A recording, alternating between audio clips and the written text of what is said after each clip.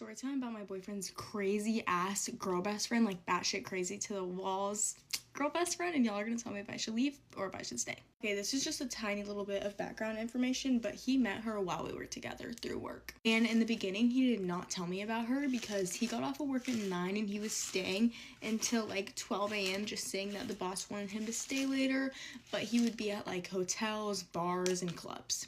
And then I finally confronted him about it. I was like, what are you doing till this time? Because I know you're not staying at work, and I know you're not going to the club or the hotel with your boss. Like, the bar is a little bit believable here and there, but it was like getting consistently almost every single time he was working. So when I confront him, he was like, I was just scared to tell you because I didn't want you to get mad, but I met this girl through my work and she's super sweet, but she's just my girl best friend. It's nothing like that. Also, I forgot to add this in, but they were consistently texting and FaceTiming at night after he told me.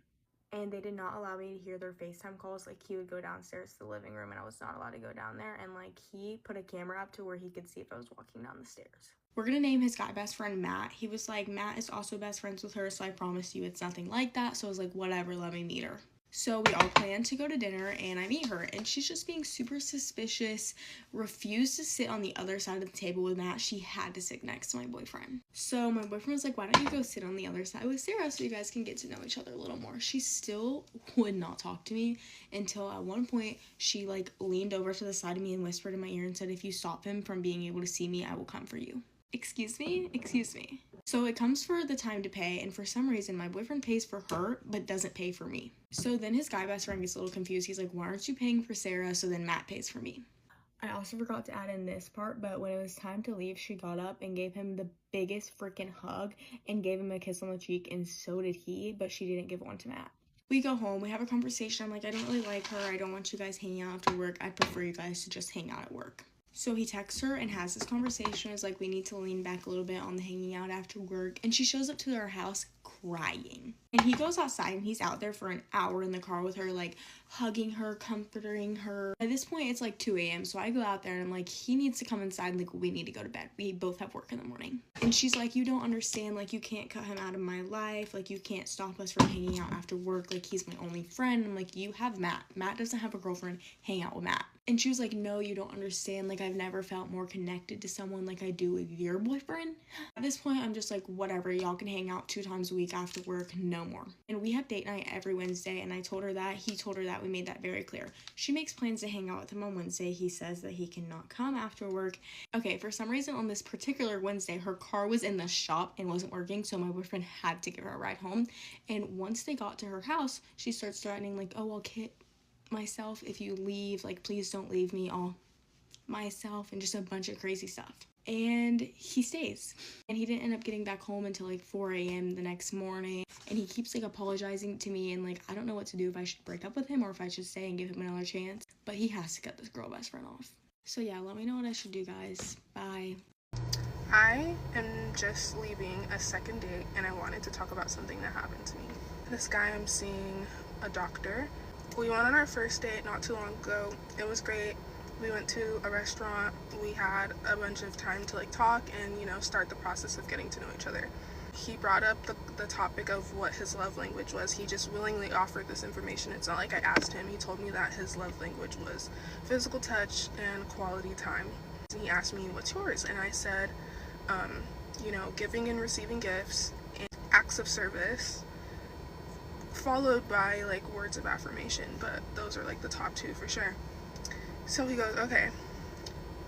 Further into the night, he starts trying to get a little, you know, cozy, like sitting really close to me, sitting really like into my face. He tries to like hold my hand and things like that. I don't want to do that on the first date. I'm sorry. My priority in this is trying to see if I'm even like physically attracted to you, and then beyond that, if we have good, you know, banter, does our conversation flow well, things like that. I don't want to start touching you. You're not going to start touching me.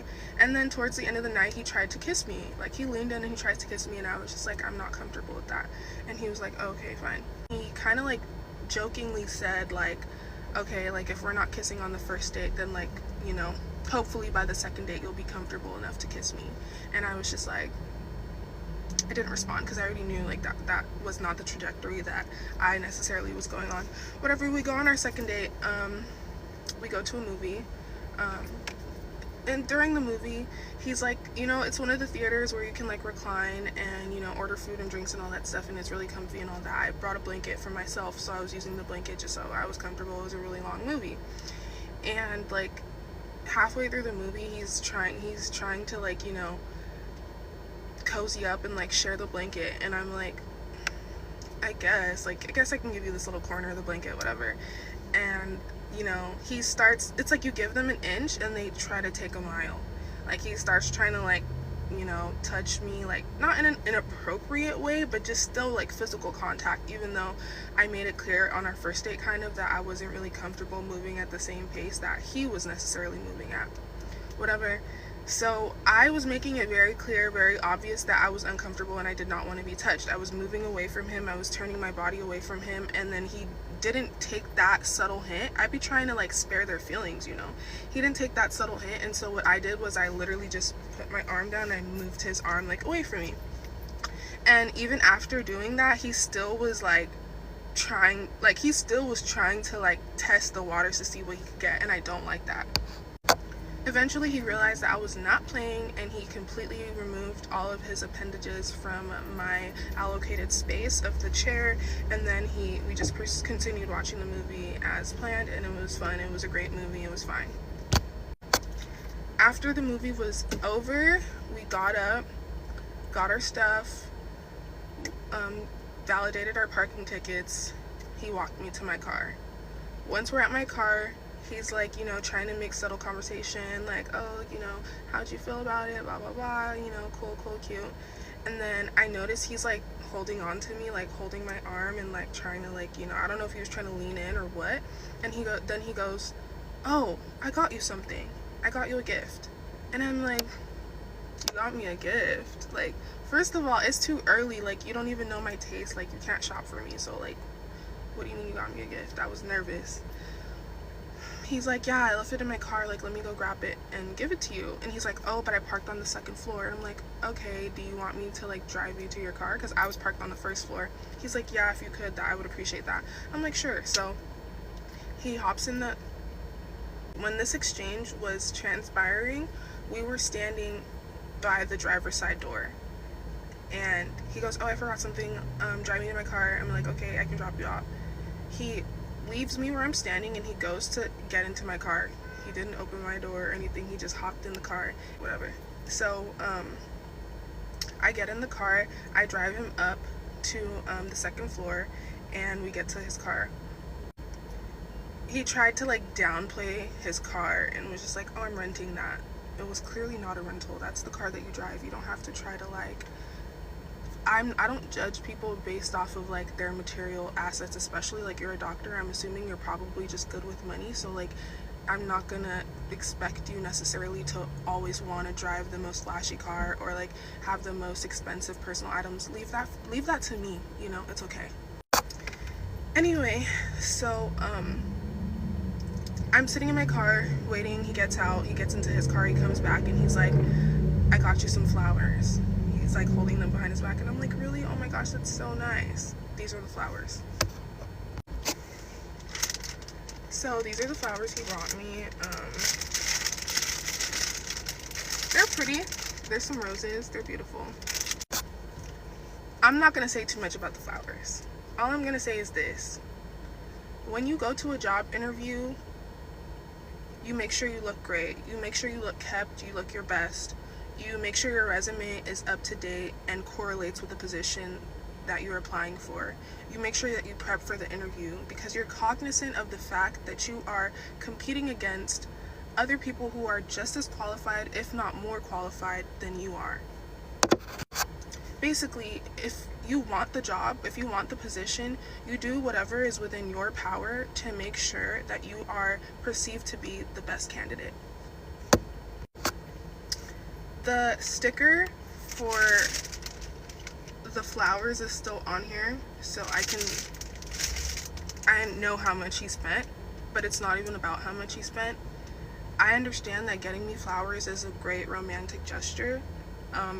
I did, however, feel like he only did that after, because usually I get flowers on the first date all the time, But I feel like he only did that on the second date because he didn't necessarily get what he wanted, which was like physical intimacy.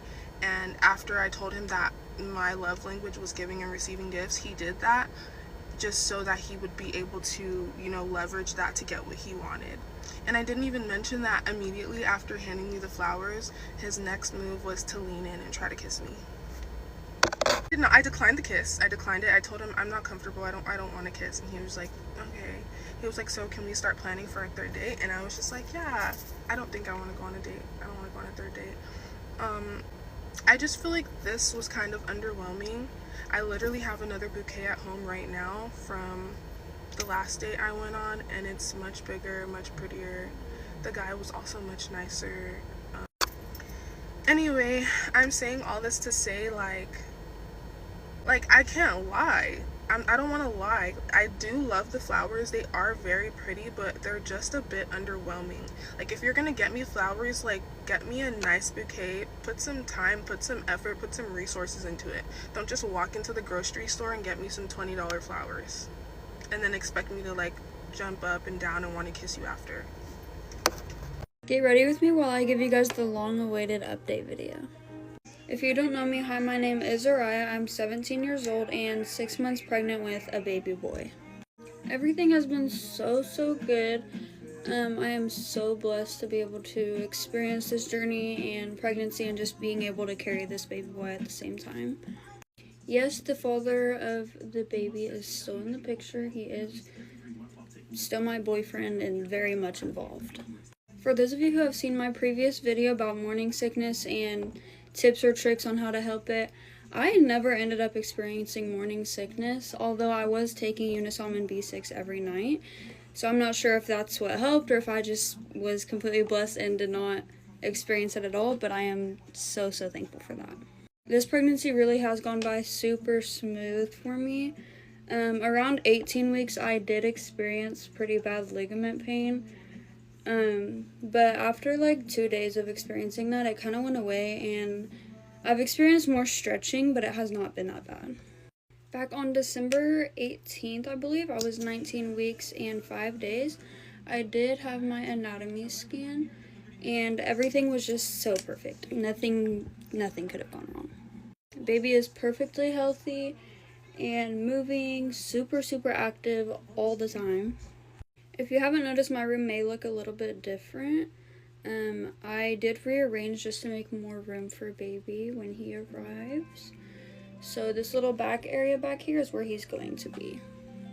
I do have my glucose test tomorrow, and I am so scared. So for those of you who have experienced or done your glucose test, let me know how bad it was, or I don't know. I've heard a lot of different things about like symptoms afterwards, or even how bad the drink is. Mine is fruit punch flavored, I believe.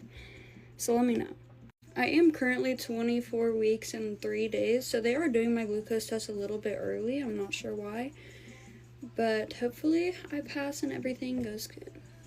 Like I said in the beginning, I truly have been blessed with the easiest pregnancy. I really have not had any complications or bad symptoms, morning sickness, anything like that. So I am so thankful, like, you have no idea.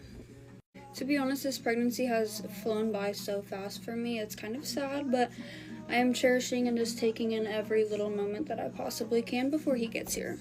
We do have one name picked out. It's not set in stone, so I'm not going to announce it right now, but that will come soon. We don't have an exact date for the baby shower yet either, but we are doing it sometime in March, so I will keep you guys updated on that as well. I'm super excited. I have been super busy, that's why I have not given you guys an update in a long time, but I will try my best to do better. I think that is all I can think of right now. Here's the bump. He's getting so big. My belly button is like sticking out. But I'm so blessed to be able to carry him. Story time while I get ready about how I got hit by a car. So basically, I'm a freshman in high school. I'm 14 at the time, and I'm going to be using fake names in the story. And honestly, no hate to anybody I mentioned in this video, besides the guy who hit me with the car. But So there was like a carnival going on that was like 15 minutes away from my house, and me and Apple lived really close. So Crayon's mom and Crayon were gonna pick us up, but Crayon and Apple went to the same school. I didn't. So they came from school and they were gonna pick me up, but Apple comes running into my house and is like, I got my period, like I need to use your stuff. And I'm like, I don't care. Like Apple's still my best friend to this day. Like, use my stuff, girl. I don't care. Like, and she's like, can you go outside and tell them that I got my period and I need to like change and give us a few minutes. And I'm like, okay, I'm just gonna go outside. So I grab my charger, I grab my phone, I grab my little wallet at the time, and I go outside. And so there's a bunch of trucks outside my house blocking this crosswalk for me to go cross the street. And this woman's honking her horn at me like, what are you guys doing? You, like, kids, basically, like, let's go. Like, you're wasting my time here. And so I'm like, gonna walk, and then, yeah. All I remember is the Hyundai logo in blue. So basically, I blacked out. Apparently, I went flying like a Hollywood movie star or something, getting hit by a car. And then basically, Apples comes out and is like, what the fuck just happened? The guy stops. My barbershop neighbor comes running out of his like shop and is like, oh my God, should I call 911? This woman comes out of her car, lifts me up. Crayon's mom, who works in the medical field, and goes, she's okay. You can go. Lets the guy go that hit me. Don't call 911. She's standing. She's fine.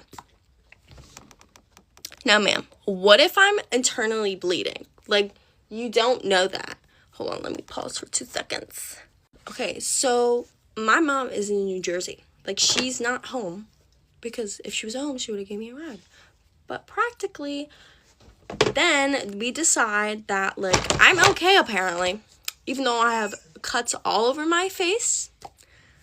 Low-key, I could be dying inside, but it's okay. We let the guy go and didn't call 911 or anything. So my brother gets there. He cusses out the woman and, like, while she's staying inside my house. And so my brother brings me to the hospital. We meet my dad there, and I walk in. Like, I'm, like, kind of stumbling because, like, my whole entire half of my side of my body hurts. And, like, my dad goes, yeah, my daughter got hit by a car. And, like, these receptionists' face are, like... So I get rushed to trauma. Everything's fine. Like, nothing bad happened besides I have major back injuries. But the crazy plot twist is this guy was under the influence of... and driving a company vehicle. So, and plus I wasn't in the crosswalk because it was blocked. And no one had fucking cameras. Like, really? And basically, I did get a settlement from the company, the guy that, like, car he was driving or whatever. But I low-key think it's kind of a funny time because all I remember is posting on my story and making Tik Toks about it and getting super amount of likes. And I thought that was the coolest thing ever after I got hit by a car. Okay, story time on how my mom put me out at 7 months pregnant. I had to move in a shelter at the age of 20. Let's talk about it. No, I'm not looking for sympathy. I just came on here to tell it. So, it started out by her finding out or whatever. Cool. She wasn't mad at it, but she wasn't happy with it. She was mad at the fact of who it was with, but like, what could I do? What could I do? So, in the beginning, she was cool with it, and like, it got to a point where it was animosity in the house towards me. I'm not with that. Even before I got pregnant, I'm not with no animosity towards me for no reason. So she started having a problem with me eating. I guess I was eating too much, but like, bitch, I mean, yeah, I said it right. I'm like pregnant, so I'm feeding for two. So like, what do you want me to do? And even some days I would skip meals. And then it's like, okay, cool, you have a problem with me eating, but I already came to accept the fact of the matter that I'm 7 months pregnant, laying on the floor. Have to accept that, but you also don't want me to eat. That's something's weird about that. Like, I'm not about to starve me, and mind you, I'm carrying your grandchild, so you want me to starve your grandchild? Kind of confused. Then it also came down to how she wasn't able to take me to none of my appointments. Mind you, no, I'm not looking for any handouts or anything like that, but you want updates on my appointments that you can't even drive me to. You got 2 cars. cars. 2. Okay? So, but we're going to fast forward a little bit to how I got into the shelter. So, one day, she's gossiping in her room with my little sister. My little sister is 13. I hear her say I don't know what she's going to do about that fool situation. She's going to have to be with that boy. She's talking about being my baby father. Everybody knows me. Me and my baby father were not on good terms. Like, we're not.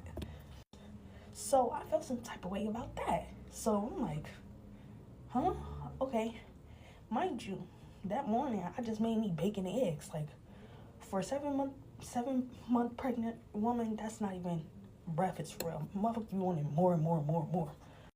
And mind you, all she had to do was add me to her food stamps because I'm not the age of 22 yet to be on my own food stamps. But she didn't want to add me. So cool, that day I really had enough. Like, I was crashing out. And after me hearing her gossip to my sister, which is 13, and my mother is damn near 40, gossiping about me, I had enough. So all I could do was cry. And then I got on the phone with my baby father. I was like, you need to find me a way up out of here because I can't be in here. It's too toxic in an environment that a pregnant person shouldn't be in, basically. So we call the emergency hotline for pregnant people. Where I'm from is 211. So we calling them, They was like, oh, we got you a shelter you can go to, but you have to check in by 3:30. Mind you, I already called the police and all of that already, so they can take me to the shelter. Like I said, I was sleeping on the floor in the living room. So my siblings came up there in the living room, seen me packing up all my stuff. They went back there in my mom's room to tell them that I was about to leave. This is where everything gets crazy. So she calls me in her room. I go back there. She's like, where are you going? I'm like, to a shelter. Because y'all making me feel unwelcome here. And y'all act like this is my 5th, 6th, 7th, 8th kid. Even my 2nd. So it's like, I'm not about to deal with this. And like, ever since then, I left that house. Never been back. Now I'm in the shelter. They trying to find me a house before I have my baby. And this is not to bash anyone. This is just to get it off my chest because I've been wanting to talk about it. I just always get this way after I'm done brushing my tongue. I don't cry. Get ready with me while I tell you about how me and my mom were both targeted at Cross Creek Mall in Fayetteville, North Carolina. So it was either the day after Thanksgiving or the day after Christmas. I don't know. It was after one of the holidays. And my mom called and she was like, hey, you want to go to the mall? And I said, yeah, I need some stuff from Bath and Body Works. So let's go. So I live in Fayetteville. So it really just made sense for us to go to the mall in Fayetteville. Even though I know better than to go to that mall anyway. So I had heard like all of these horror stories of people going to this mall and like being targeted. And I told my mom, I was like, Mom, like there's some really shady stuff going on at this mall. Like, you know, we really need to like keep our eyes open, whatever. We really only went to go to Bath and Body Works, so I wasn't like really concerned. So we get to the mall and we always park at the food court. I don't know why. It's just, honestly, it's just the easiest place to get in and out of at the mall. So we park at the food court and we go in and, you know, there's always so many people at the food court. So you're really not paying attention to who's around. So she was like, well, while we're here, let's go into Belk because the one in her hometown in Dunn is less than par. Okay. They don't really have any good stuff. And I was like, okay, you know, while we're here, we may as well like walk around, enjoy ourselves, like enjoy spending time together. Well, we go into Belk and we're standing there looking at some like ladies' tops and it's right there by the jewelry counter.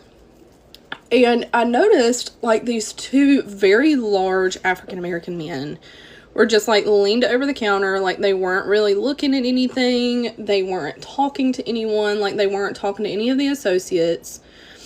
And I was like, that's kind of weird. Like, why are they just standing there? And like, they kept like looking over their shoulder at us.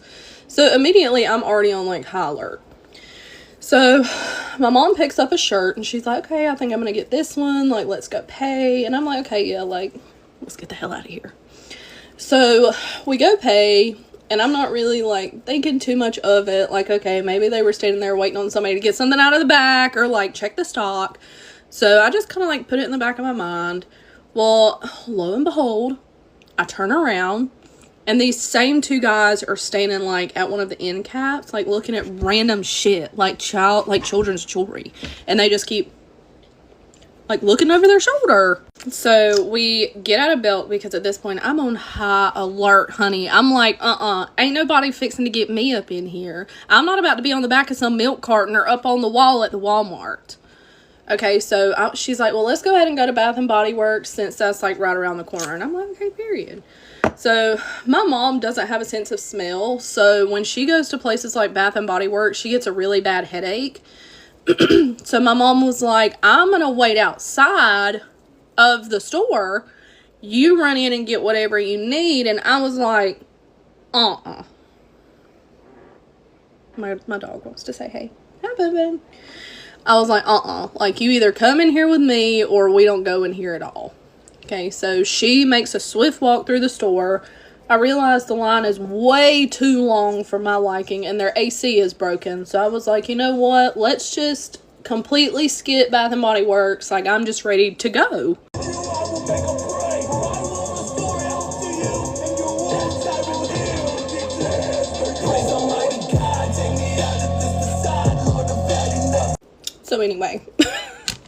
So anyway, we come out of Bath and Body Works, and I shit you not, sorry, excuse my French, I kid you not, these same two guys are standing there outside of Bath and Body Works just staring at us. And I'm like, what the fuck? Why are they following? Like, this is the second or third store that they have followed us to.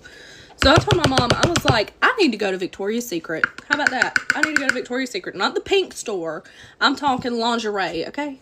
Because, like, honestly, I figured if these guys were not going to be anywhere in this mall, it would be Victoria's Secret. They have no business in there. They have no reason to be in there. So my mom was like, okay, like, you need to go to Victoria's Secret. Okay, let's go to Victoria's Secret. Okay. So, we go into Victoria's Secret.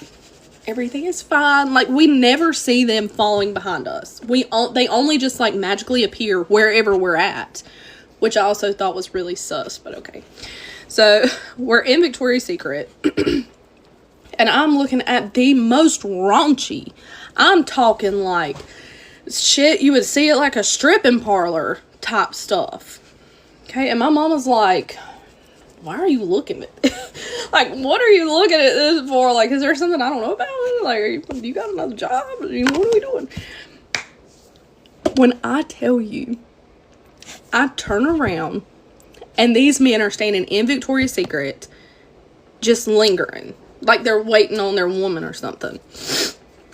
I turned back around to what I was looking at and I said, Mama, don't look at me, don't turn around, like, just keep looking at this and listen to me. She said, okay. I said, there is two very large African-American men who have been following us all over the mall. I don't feel safe. I think we need to leave. And she was like, you've seen them too? And right then and there, I was like, we need to go. I'm not wasting any more time in this mall. I don't want to be here. I want to go home. Like, I don't even want to go anywhere else in Fayetteville. So we put our stuff down. My mama was like, we need to go, like, right now. I've seen way too many horror stories from this mall of women getting kidnapped, women getting followed. Like, I'm not doing it today.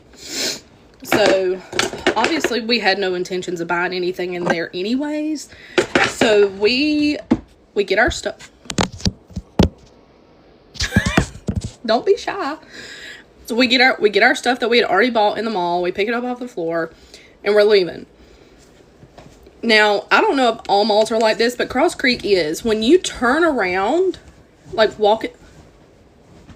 He's chasing his tail. Like, down the aisles of the mall, there's little kiosks. So about halfway back to the food court, I just turned around to, like, look at a kiosk, and they were walking behind us. And I was like, Nope, not today. So, like, we're weaving in and out. Like, we're doing everything that we can. We finally get outside. We're like 10 feet away from our car, and we see them across the parking lot. When I tell you we got our asses out of that mall so damn fast, and I ain't never been back, honey. I will never go back. If I want to go to the mall, honey, I'm going to drive an hour to Raleigh. Because that's just what we're not doing. I'm not doing that. Just saying. So, do not go to Cross Creek Mall in Fayetteville, North Carolina. I've seen these stories. I thought, this will never happen to me. I will never be targeted. Like, I'm literally just a plain girl. I'm no supermodel. Why would I think that shit would happen to me? I'm like this plump little white lady. What do they want with me for? And do they not know that I don't shut up? I just talk. If you know, you know. So, moral of the story, always be aware of your surroundings. Never be afraid to ask somebody to walk you out. If I had been by myself, I 100% would have requested for security to follow me. So, just be aware. Okay, hi guys. If you're a girl or a young woman or whatever, honestly, it doesn't matter who you are, just stop scrolling for a minute and maybe listen to this. This is something that happened to me that was really weird and something that kind of haunts me to this day. And I'm kind of scared to go to gas stations now, but... So, official thing, I just want to say, like, nothing has come of this. This was not a proven thing, and what happened to me was not, like, proven sinister, but it felt that way. And I don't know if this was a tactic for, like, sex traffickers, or if this was, like, you know, but I'm gonna talk about it in case it is, and just to be aware out there. Okay, so I left school early. I'm still in high school, right? So I left school early. I'm in my senior year, and I went to go to the gas station because I was having really bad pains. And I also just needed gas. So I pulled up to a really, how do you say, like, really secluded gas station in my town. And I live in a small town, by the way, in like a not more popular state. So I pull up to the last pump, and this place is not completely secluded. Like, there's cars driving by, like, it's right there, but it's still kind of secluded. And at the time of day I went here, me and this other guy were like the only people at this gas station. Anyways, I pull in, he's pumping gas, so I'm just like, okay, whatever, he's just gonna do his own thing, I'm gonna do my own thing. So I go in, I start pumping gas. He approaches me. Immediately I was like, what the fuck? I am a very skittish person, so I was immediately like, sorry if I sound crazy, I'm sick right now. Anyways, so he comes up to me, he goes, hey, are you from here? I was just thinking like, oh, maybe he's just gonna ask me like a question about my town. So I said yes.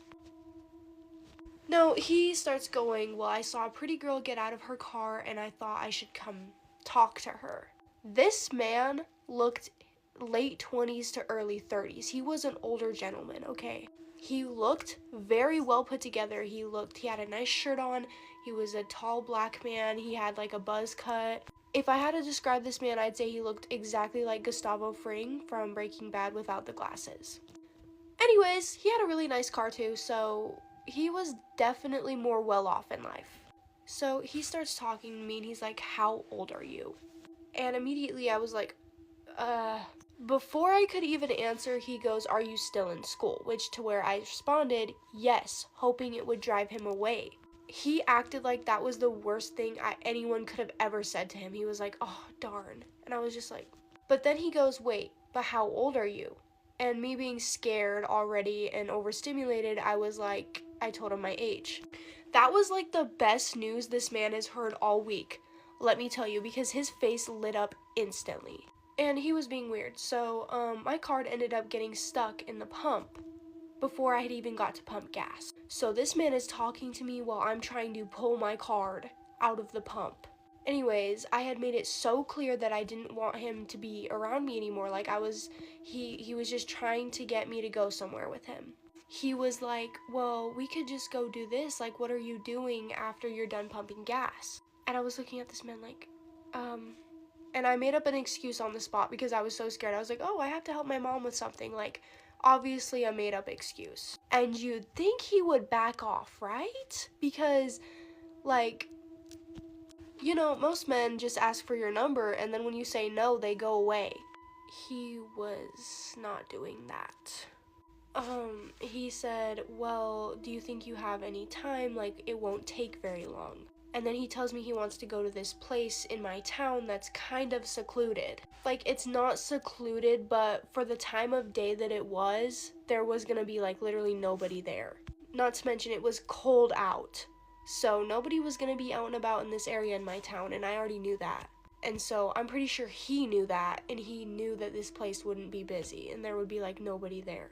So anyways, I tell him, I'm like, I'm sorry, I just can't, I don't have the time, because I'm not a confrontational person. I'm very nice, and I'm just trying to be nice to him, so he, like, goes away. He just does not know how to take no for an answer, okay? So he's sitting here, he's like, come on, like, it'll only take 10 minutes. And obviously that sounds like he's insinuating, like, sex, right? That's exactly what that sounded like. But I personally believe that this man was trying to get me alone so that he could take me. Just because of the demeanor of this guy, he was just way too weird and just, I don't know how to explain it. He had this look in his eyes that was like giving me like, it was low-key freaking me out. Anyways, I had told this man no multiple times, and he was still trying to persuade me to go with him. And for that reason, because like I said, most men back off after you say no. The fact this man was not backing off tells me he probably had bad intentions. With my card still being stuck in the pump, I was terrified, my anxiety like through the roof, okay? And so he starts asking me personal questions, which I should not have answered, but I did. He asks me, he goes, do you work? And I said yes. He goes, where do you work? And I told him where I worked because I was scared. I didn't know what to do. I've never been in this situation before. Do not do what I did. Okay, you don't have to tell anybody your business, and at the very least you can just lie. So anyways, with that, I was trying to get my card out of this pump still. I was like, my card's not coming out, like telling him, and he was like, oh, have you tried this? Have you tried that? And I was like trying to get it out. Now he's being very respectful and he did not do anything incriminating, which is why this is such a tricky situation. Because he didn't do anything illegal, there's really nothing that could come of this legally, even though it made me extremely uncomfortable and extremely scared. And no matter how many times I said no and made it clear that I wanted him to back off, he was just persuading me to go with him and calling me beautiful and hot and all these weird things. Oh, and I'm pretty sure he also called me sexy too, which for a freshly 18-year-old who you know is still in high school and you're like in your 30s, like that's weird. Not to mention when I told him I was in school the first time, he still didn't back off, which means he did not care. Because of the way this man was dressed and his demeanor and his car and everything leads me to believe that he was some kind of sex trafficker and that he was probably not from my town, probably looking for some weird stuff to do or to, you know. Anyways, like I said, this is not a proven situation. I did report this to my school resource officer and he apparently looked at the camera footage. I don't know what came of that. But with the pumps that we were at, it was probably hard to see through the camera anyways. So I don't know the full situation. I don't know what happened. I don't know if this man is still here. Nothing probably happened or else my officer probably would have told me. But this is just a PSA to women out there.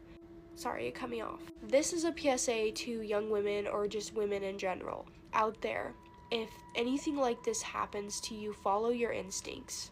If something doesn't feel right, it's probably not. So, anyways, what came of this, eventually I did end up getting my card out of the pump, and this man ended up walking into that gas station. And as soon as he did that, I didn't even pump gas.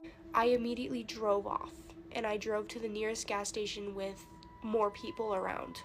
I drove off so fast, I didn't even close my gas pump. And then of course after that I immediately called my dad and I had someone on the phone with me. This type of thing is so tricky because it's not like he did something that was incriminating or illegal, but he was still being weird and persuading me to go with him to a secluded area, which to me sounds a lot like he wanted to nap me and take me.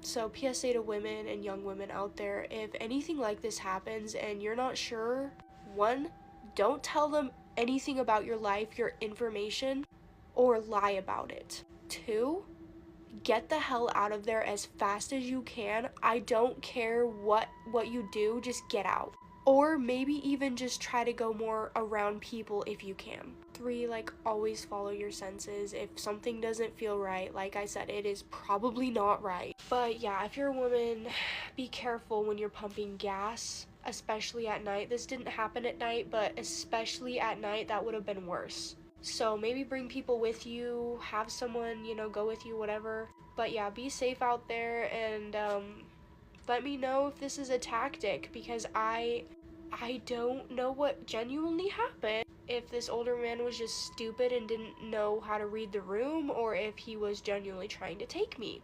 Yeah, but be safe out there and watch your surroundings at all times and make sure you're prepared for everything, because we live in the US. But yeah, bye guys. How I found out my ex-boyfriend was gay. You guys ask and you shall receive. This is a story time, but I just want to preface 2 things. 1, I don't do long story short. This is always short story long, okay? And 2, for the stupid people that are already commenting, it's not homophobic of me to not want to date a gay man. That is perfectly my preference, and that's okay. I don't think there's anything wrong with gay people whatsoever, but I just choose not to date a gay man, and that is okay. Also, saying that I'm homophobic for saying that there are giveaways, I mean, if that's how you feel, that's how you feel. However, I do think that there are giveaways. Does everyone have them? No. But can you tell with certain people? Yes. Now that that's out of the way, how I found out my boyfriend was gay. Allegedly. When I first met him, we got to give him a name. We're going to call him Craig. When I first met Craig, I was working at the bar. And he came up to me, told me I was pretty. Thanks. I actually thought he was gay. He was dancing with girls the whole night, like a bunch of girls that he came in with. And his speech is not very deep. It's more like uppity. So I said thank you, moved on. Then he asked for my number. I said, oh, no thank you. I already have a lot of friends. Then my coworker told me, oh, my cousin's here and he thinks that you're cute. I'm like, oh, who? And then she points to him. I was like, oh, I thought he was gay. She's like, no. Strike 1. You always know, okay? Whatever. I don't end up talking to him. I don't really think that he's attractive. Then I'm working at my other bartending job, and him and his cousin and a whole bunch of other people come in. They all invite me on a date to a burlesque club, like a group thing.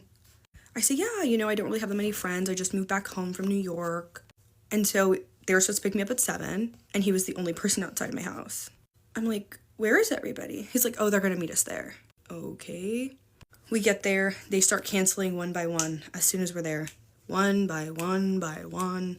It was 100% a setup. Anyways, this is when I got to talk to him. We actually connected very well. We had great conversation. We had a lot of commonalities, a lot of similarities, whatever you want to call it, for a reason. But I genuinely just really liked his character at first, of course, but his character. Then after that night, I actually was dating someone at this time, and we ended up separating about like 2 days after that. So it was like perfect timing for him to like come in, if you will. And I just want to preface this by saying, I know I'm stupid. I see the signs now, okay? I won't make that mistake again, but I'm stupid bitch as of right now to whatever, okay? Okay. You don't gotta tell me, I know. Anyways, so basically after that, we were kind of like inseparable. It was an on and off relationship because he is as sassy comes. And also, side note, the guy that I was dating right before him, he was the most boring human in all of the world. He's a rocket scientist, he's an introvert, all he wanted to do was play video games, and like, okay, you can buy me what I want, I can do what I want, but you don't want to go out, you never want to leave your house, and that was like my endpoint with him.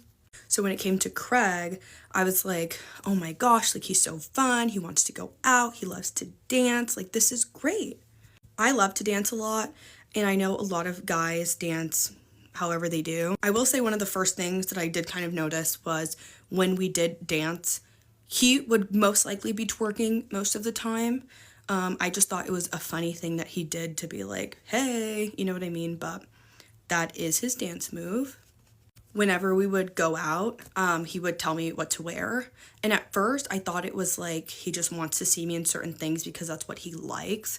But then closer to like the end of our relationship, it became an issue because like I'm gonna wear what I want to wear, but at the same time, like, why are you telling me that this top is not flattering with this skirt? Like, that's weird.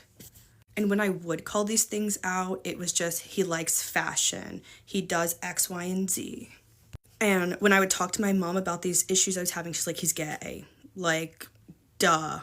But I was in such denial that I did not want to believe it. And I'm going to give you an example. So we were going to go out to the club once, and I had on this leather skirt with this leather corset and my thigh-high leather boots. It was tea, okay? He wanted me to basically hike my skirt up to make it look more flattering on my body when I wanted to wear it this way. And, like, no man is ever going to do that, okay? He would always want to braid my hair. And he was so insecure in anything that we did. And at first I thought that it was because when we would go out, people would come up to me and ask for my number and things like that in front of him because they thought like he was my best friend or something, which was a common occurrence. And I would just laugh it off, but he would get really irritated at it, even though I didn't want those men or anything. And when he would get attention, it would never be from a woman. 3 times he tried on my underwear. The first time I thought it was like ha ha he he. Second time I thought it was really weird. Third time we got into an argument over it because I thought that was extremely weird. He would be jealous of the attention that I was getting at work or anywhere that we went. He would always dress up in 3-piece suits, by the way. He's 24. No straight man in 2025 is wearing a 3-piece suit with a pea coat, okay, to the club. Like, I don't know. He does not have to wear suits for work, by the way. So get that out of your head. He works from home. He had a skincare routine that was 10 times longer than mine. Him and his best friend, who allegedly I think he is, would go on nicer dates than we would. And every time they would go out, it's always like a super dimly lit, like, lounge that they would sit at, and then they would each match each other before they go out. They're like, oh, how many buttons do I have undone, to have their like chest hair out. And when he would drink, it would be the absolute worst because that's when he really showed his jealousy and his hatred for me, because it was like, you're pretty, and he would literally be so mad at the fact that I'm pretty. Whether you agree or not, okay, it is what it is, but he would be very upset at that fact. And that was a constant breakup point for us. Every time he would drink, we would have extreme issues, break up. And who would he be running to? Miguel. Every single time. His best friend looked like a tall version of Bruno Mars. Oh, they also smoked English cigarettes that are like skinny and long, and they only smoked these.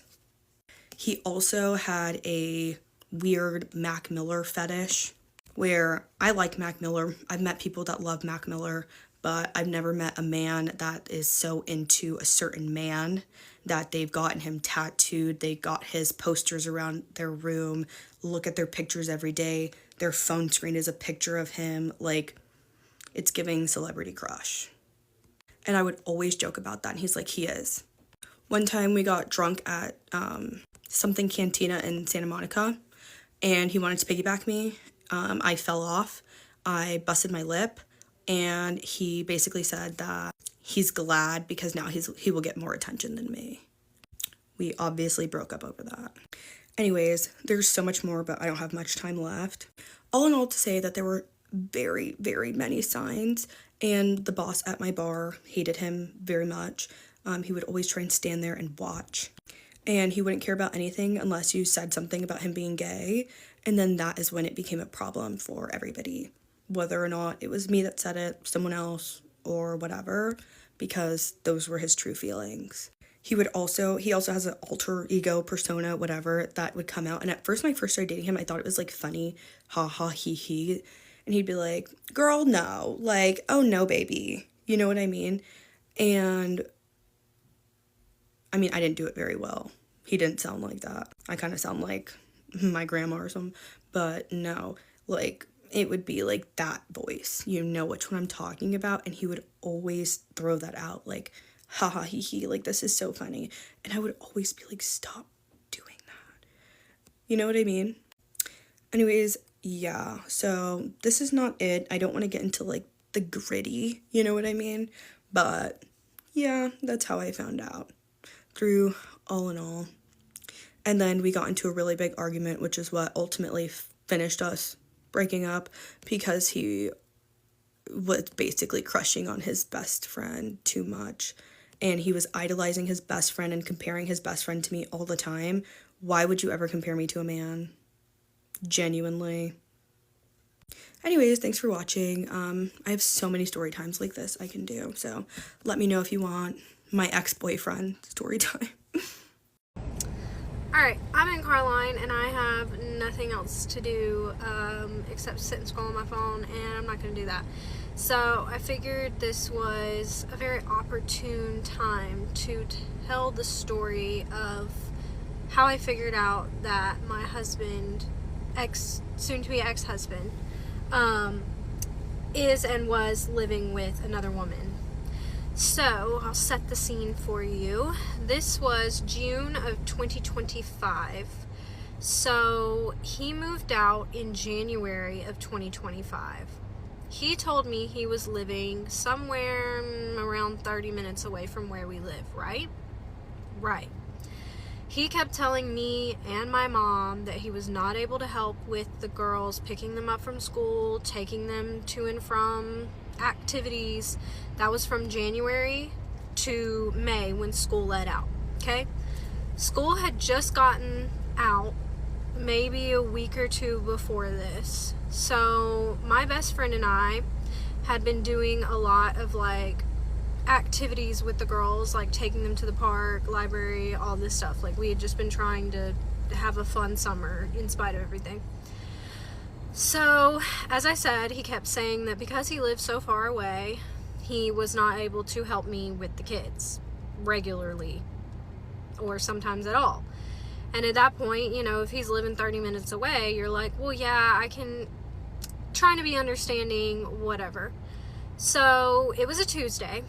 I had asked him previously, I believe on Sunday or Monday, if he could watch the girls that day because I had to go to work and I had a client.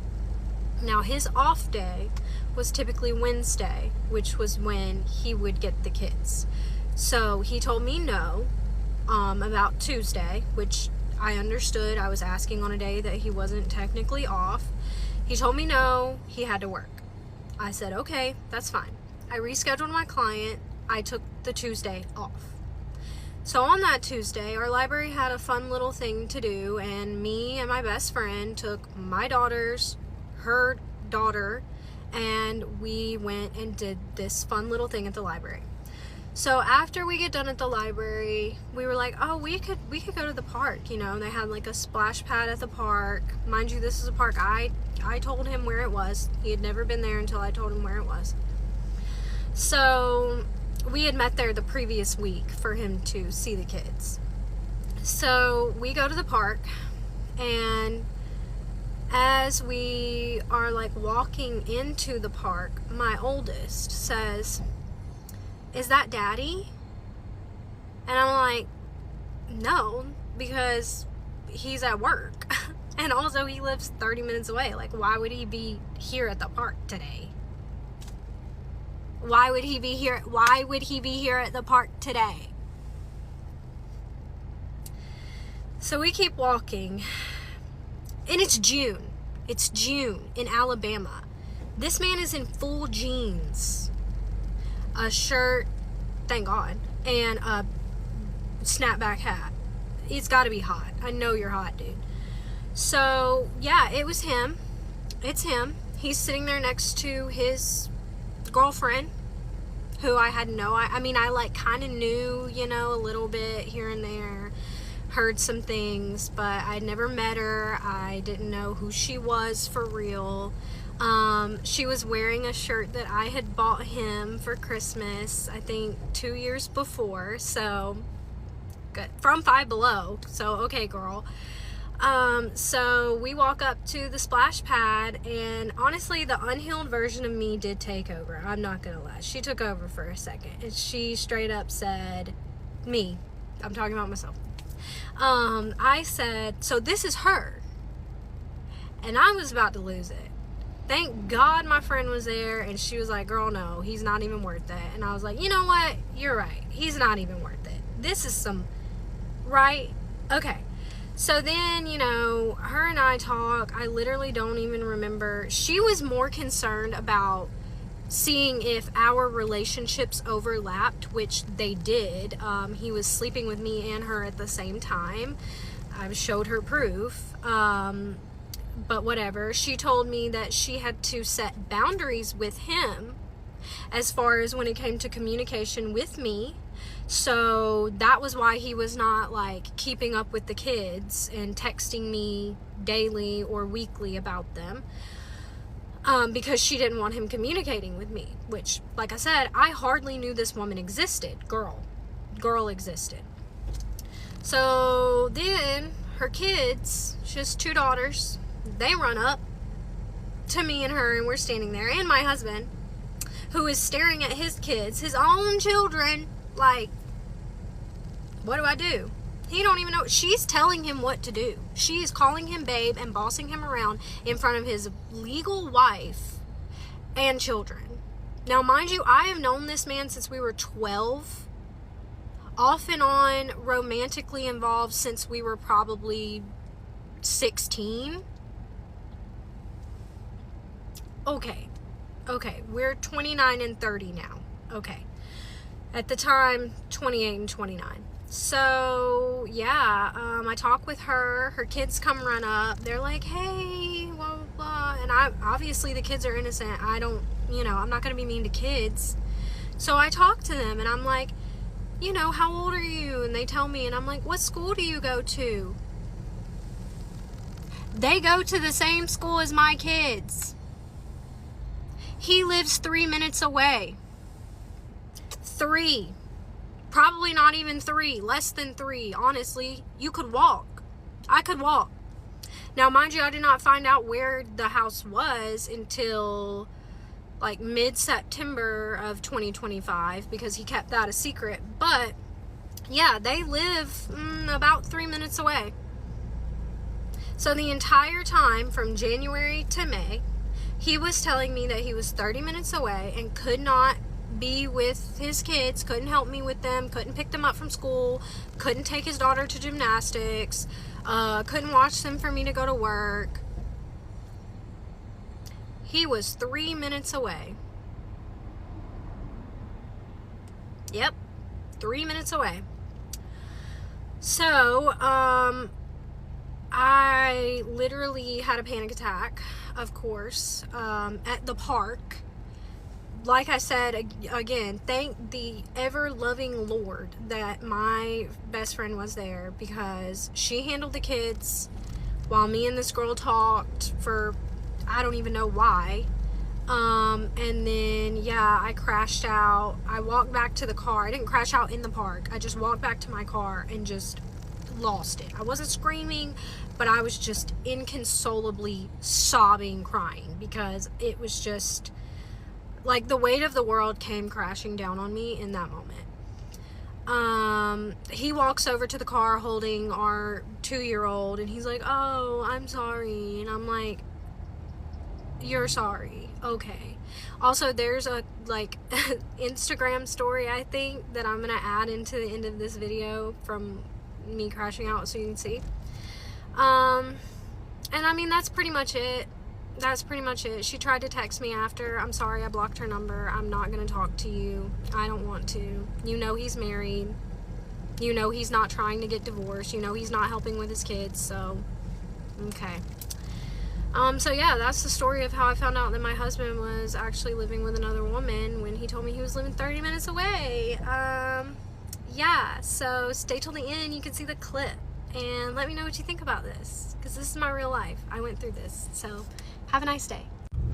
I know y'all love updates on my life, so here goes a big one. Just tried to go to the park with my kids, my daughters, and we ran into my soon-to-be ex-husband. He still won't pay for our divorce. Maybe this will help. With his new girlfriend and her kids. On me with, we established that, me and her 2 kids, instead of being with his own kids. So if you see him out, tell him how wonderful he is, please.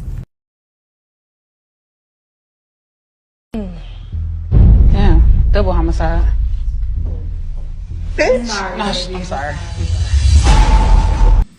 Story time of how I caught my baby daddy messing around with men while me and our son are in the NICU. Let's say today is Sunday. Caught him on Thursday. Yeah, it was Thursday. His phone went off. I seen a message because he wanted to use my car to go get a new phone. Didn't let him. But I seen a message. Where you at? You coming? From a number that wasn't saved. Hence, he doesn't have my number saved either. But then I was like, I can go with you to get the new phone. I'm fine with that. Then I seen an app. Someone likes you. Okay. Whatever. Then I Google that app. I'm like, what is the app with the weird face and it's orange? Yellowish orange. Grindr pops up. Grindr is for men. Finding men. So I finally realized I need to find my worth and be done with him because, yeah, we've been having a relationship still. After having the baby, we still have been. Okay. That's where I found my worth. I posted online on a site that said I need to find out how to leave this thing. Like, I don't want nothing to do with him anymore. Like, a girl messaged me. She goes, if you're in the NICU, if you're on the 8th floor where I work, please message me. And I messaged her, and she informed it, in fact, that it was him. Like, it's what's happening. And I messaged the guy, and he informed me and showed it was truly Corey that was messing with him. Corey deleted me, blocked me, wants nothing to do with me. He told this guy that the baby here in the hospital is his gay best friend's, but they were exes, his baby. Yeah. So, my baby daddy's been messing around with men. I have no problem with that. Like, if you're gay, you're gay. But he's still putting it in me. He was. He ain't no more. Not touching him. I'm disgusted in him. Kudos, man. Kudos. You like what you like, big or small. Get them all. But don't bring me home any STDs to me and my kids. We don't deserve that.